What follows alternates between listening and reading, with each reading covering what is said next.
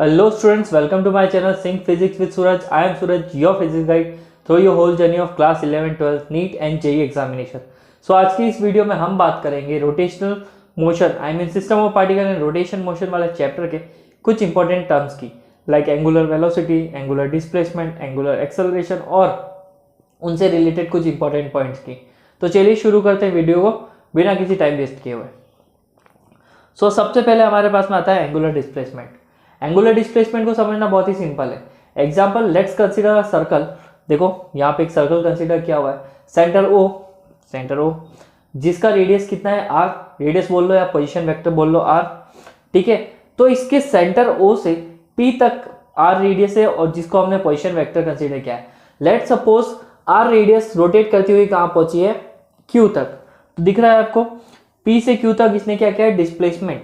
तो यहाँ पे कुछ एंगल बना, लाइक 45 हो सकता है, 60 हो सकता है, 50 हो सकता है, कुछ भी। यहाँ पे जो एक एंगल बना है थीटा, ये हमारा जो थीटा क्रिएट हुआ है ना, this theta is known as the angular displacement. ठीक है, समझते हैं इसको कैसे। Angular displacement, it is the angle describe by the position vector r।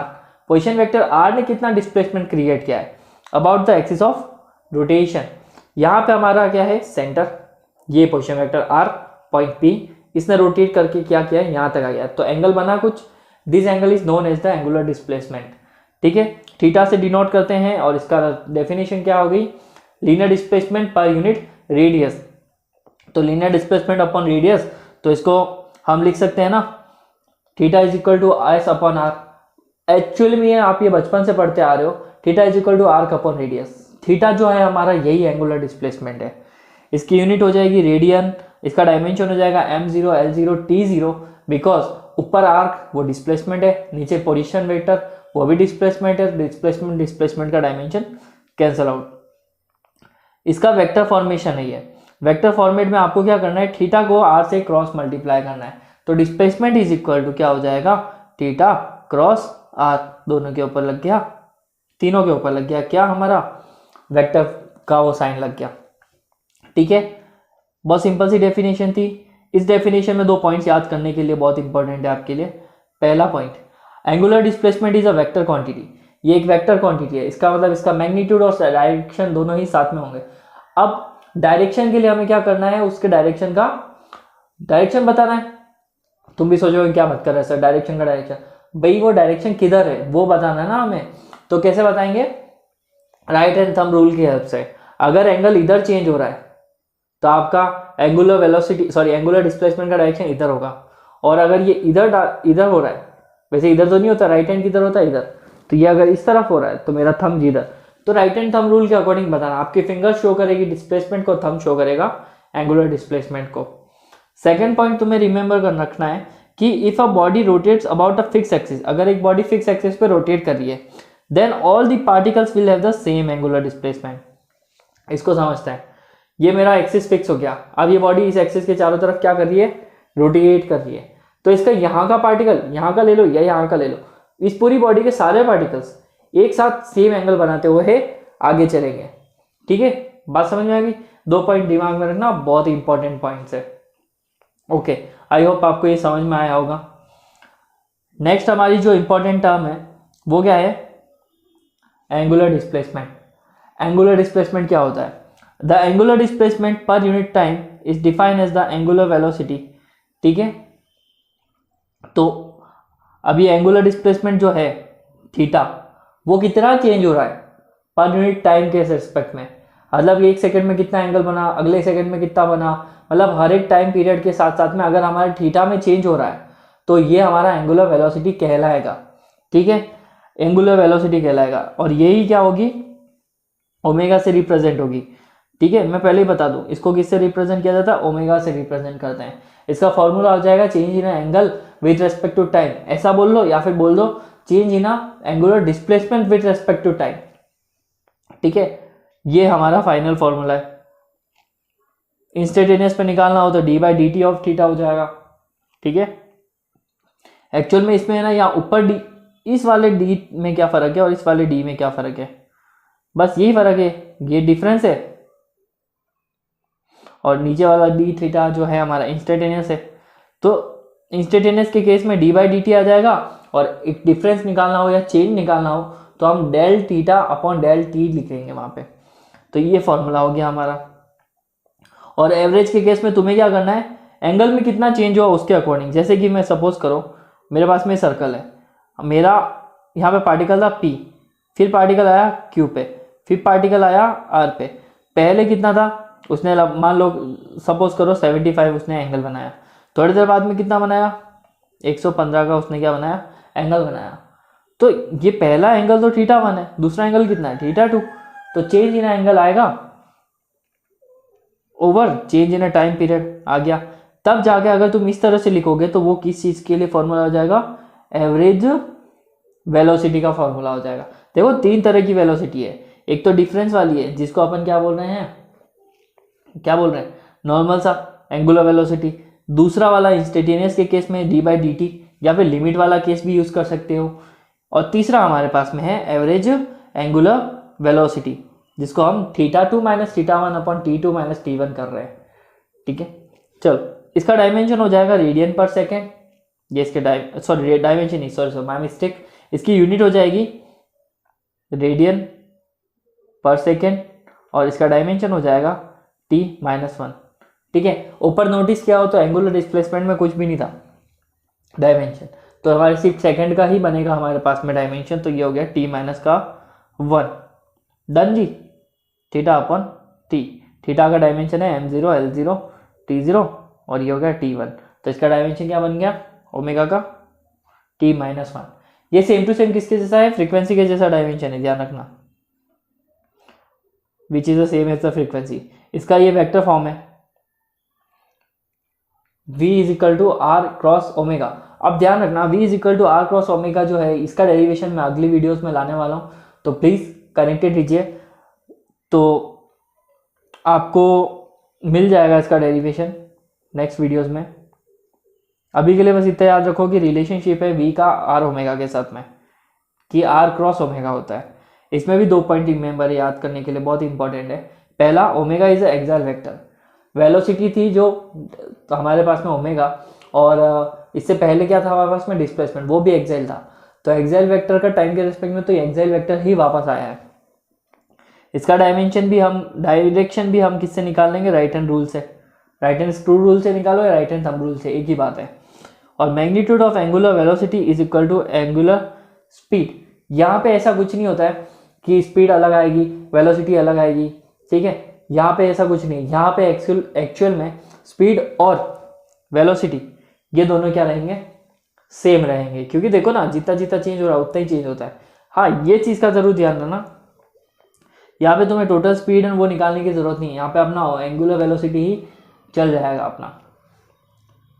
Third हमारा जो इम्पोर्टेंट टर्म है और बहुत ही लोकप्रिय है न्यूमेरिकल के मामले में, आई मीन इम्पोर्टेंट है, ठीक है, एंगुलर एक्सेलरेशन। ऐसा क्या खास है कि इसमें बार बार पूछा जाता है। एक्चुअल में पहली बात, डबल डिफरेंशिएट करवाया जाता है तो ठीक है, तो एक तो टाइम कंज्यूमिंग और थोड़ा सोचने का रहता है, तो इसके क्वेश्चंस आने के बहुत चांसेस है। Angular acceleration, the rate of change of angular velocity is defined as the angular acceleration. Velocity में कितना चेंज है ना, किसके रेस्पेक्ट में, टाइम के रेस्पेक्ट। अरे तुम्हारे जैसे नॉर्मल लीनियर वेलोसिटी में जो चल रही थी ना सारी चीजें, वैसे कि वैसे यहाँ पे भी होगा लीनियर इक्वेशन में जो चल रही थी। जैसे कि वहाँ change in velocity with respect to time था एक्सेलरेशन, तो यहाँ पे चेंज इन एंगुलर वेलोसिटी हो गया। वहाँ change in displacement with respect to time velocity था, तो यहाँ पे एंगुलर डिस्प्लेसमेंट में टाइम के रेस्पेक्ट में चेंज आ जाएगा एंगुलर वेलोसिटी। सेम वही कॉन्सेप्ट है, बस आगे एंगुलर एंगुलर वर्ड लग रहा है। तुम्हें बस एक चीज का ध्यान रखना, एंगुलर डिस्प्लेसमेंट थीटा। सो देखो, if a particle has the angular velocity omega 1 at a time t1 and angular velocity omega 2 at a time t2, तो एक्सेलरेशन का फॉर्मूला क्या हो जाएगा, omega 2 minus omega 1 upon t2 minus t1। Simple भाषा में समझाया जाए तो it is a change in omega with respect to time, ये एंगुलर एक्सेलरेशन है। ठीक है जी बच्चों, आया समझ में, आई होप आपको समझ में आ ही गया होगा। लो मुर्गा भी बोल गया। Instantaneous angular acceleration, instantaneous angular acceleration में तुम्हें क्या करना है, यहाँ पे लिमिट पुट करनी है, लिमिट वाला फॉर्मूला लग जाएगा with respect to omega T upon T, और यहाँ पे ये देखो, एक ये और ये, मतलब कि del omega T upon T limit के साथ में, एक D omega T upon T D by D T हो गया ये, और एक थीटा के रेस्पेक्ट में निकालना हो तो आपको 1 2 3 फॉर्मूला एंगुलर एक्सेलरेशन के याद रखने होंगे। तीनों के तीनों इंस्टेंटेनियस के लिए है, ये ध्यान रखना है ना, तीनों किसके लिए है, इंस्टेंटेनियस के लिए है। इसकी है ना यूनिट हो जाएगी रेडियन पर सेकेंड स्क्वायर या फिर रिवॉल्यूशन पर सेकेंड स्क्वायर, ठीक है, याद हो जाएगा। रेडियन पर सेकेंड आएगा, रेडियन इसलिए है क्योंकि यहाँ पर angular velocity with respect to time के रिस्पेक्ट में चेंज हो रहा है, और दूसरा रिवॉल्यूशन पर सेकेंड स्क्वायर हो गया। चलो अब इनके सबके इंपॉर्टेंट पढ़े तो इसके भी इंपॉर्टेंट पॉइंट्स पढ़ लेते हैं। पहला है कि अगर अल्फा 0 है, I mean angular acceleration alpha 0 है, तो circular rotational motion is said to be uniform, तो इनमें कोई चेंज नहीं हो रहा है, लगातार कंटिन्यूसली वो चलते जा रहे हैं यूनिफॉर्मली। दूसरा point, relationship between acceleration and the linear acceleration, ये होता है A cross R is equal to alpha. इसका वी डेरिवेशन में आपके आगे आने वाली वीडियोस में लेके आऊंगा। और तीसरा point, it is an axial vector whose direction is along the change in the direction of angular velocity. V में जितना चेंज हो रहा है उतना ही ए में चेंज होगा, ठीक है, डायरेक्शन के केस में, मतलब कि वी जिस तरफ मुड़ता जाएगा उतना ही एक्सेलरेशन हमें आई मीन हमारा अल्फा भी बदलता जाएगा, ठीक है। In essence normal to the rotational plane, देखो नॉर्मल टू रोटेशनल पेन क्या होता है, समझाते हैं इसको। जैसे कि मेरे पास में एक सर्कल है, कोई चीज़ इसमें रोटेट कर रही है, ठीक है, ए से लेकर बी से होती हुई वापस ए में आ रही है। अगर वो कोई चीज़ है और वो रोटेट कर रही है और यहाँ पे हमारा इसका डायरेक्शन निकालना है, तो प्लेन टू द नॉर्मल, मतलब कि कुछ इस तरह से आएगा। अगर मैं यहाँ पे रिंग रख दूँ और उस रिंग में है ना मैं इसको रख दूँ, तो इसका हमारे एंगुलर एक्सेलरेशन का डायरेक्शन किधर, ऊपर की तरफ आएगा। तो आपका प्लेन जहाँ जहाँ पे होगा उस प्लेन से ऊपर की तरफ ही हमारा एंगुलर एक्सेलरेशन आएगा, ठीक है। आई होप आपको ये समझ में आया होगा, ठीक है। अब तो मैं बताता हूँ कि ऐसा क्या है, मैं बार बार बोल रहा था लीनियर में और रोटेशनल में कोई चेंज नहीं है, बस थोड़ा सा टर्म्स का फर्क है। देखो अगर u कांस्टेंट होता तो ut हो जाता ना। रुको मैं यहाँ पे एक पेज ऐड कर लेता हूँ आपके लिए, एक्स्ट्रा पेज, ताकि समझ में आ जाए अच्छे से, ठीक है। पहला क्या है पॉइंट कि हाँ हमारा क्या होता है, s इज इक्वल टू क्या होता है, you T plus half A T square. अगर एक्सेलरेशन ही 0 है तो s किसके बराबर आएगा, यू टी के बराबर आएगा, राइट। यही कंडीशन से यहाँ पे ये आ गया है हमारे पास में, s is equal to U T आया। सेम हमारा किस में होगा, एंगुलर एक्सेलरेशन में। ओमेगा अगर कांस्टेंट है, I mean angular velocity constant है, तो हम क्या कर सकते हैं, एक सेकेंड ना, यहाँ पे थोड़ा सा मिसप्रिंट हो गया है। यहाँ पे एंगुलर एक्सेलरेशन कांस्टेंट है और यहाँ पे हमारा एक्सेलरेशन अल्फा कांस्टेंट है, ठीक है। तो इससे हमारा थीटा आ गया ओमेगा टी के बराबर। सेकंड पॉइंट में मोशन इक्वेशंस को उनके साथ कंपेयर किया है। लेट्स सपोज कि हम अगर u को, एक सेकेंड, u को ओमेगा 1 ले लें, v को ओमेगा 2 ले लेते हैं, डिस्प्लेसमेंट को थीटा ले लेते हैं, टाइम पीरियड तो टाइम पीरियड ही रहेगा, और हमारे पास में क्या है, एक्सेलरेशन बाकी है, तो a को हम क्या ले लेते हैं, अल्फा ले लेते हैं। तो हमारी इक्वेशंस बदल जाएगी ना, जैसे कि s is equal to U T plus half A T square हुआ है, तो ये हो जाएगा s की जगह पे आ गया थीटा, u की जगह पे आ गया omega 1 t plus half a alpha, और ये आ गया टी स्क्वायर। समझ में आ रहा है किस तरह से ये चीज़ें बदली है, आपने बस वहाँ पे ये चीज़ें रखी है। दूसरी इक्वेशन के कंपेयर करके देखते हैं, जैसे कि दूसरी इक्वेशन है v is equal to U plus A T, V की जगह पे आ जाएगा ओमेगा 2, यू की जगह पे आ जाएगा ओमेगा 1, ए की जगह अल्फा और इसकी जगह पे टी। और एक और इक्वेशन थी ना हमारी, V square is equal to U square plus 2a s, तो यहाँ पे आ गया ये हमारे पास में ओमेगा 2 का स्क्वायर, यह आ गया हमारे पास में ओमेगा 1 का स्क्वायर, ये 2 हो गया, ये अल्फा हो गया, एस की जगह पे थीटा आ गया। तो बस कुछ नहीं, इस टेबल के अंदर मैंने यही कर रखा है। तीसरा पॉइंट देखने वाला है, तीसरे पॉइंट में भी कोई चेंज नहीं है। अगर चीज़ें सारी इंस्टेंटेनियस हो जाए तो हम उनका डिफ्रेंशिएशन करते हैं, राइट। तो velocity is equal to displacement upon time ऐसे लिखेंगे, तो इधर velocity is equal to displacement upon time ये ऐसे लिखेंगे। यहाँ पे डिस्प्लेसमेंट थीटा आ जाएगा, यहाँ पे डिस्प्लेसमेंट एक्स है, टाइम पीरियड में कोई भी चेंज नहीं हुआ है। ठीक है, ये कुछ इस तरह से हम निकाल सकते हैं इन सब चीज़ों को। ठीक है जी। और अब आपको थोड़ा सा क्रॉस प्रोडक्ट की जानकारी दे देते हैं।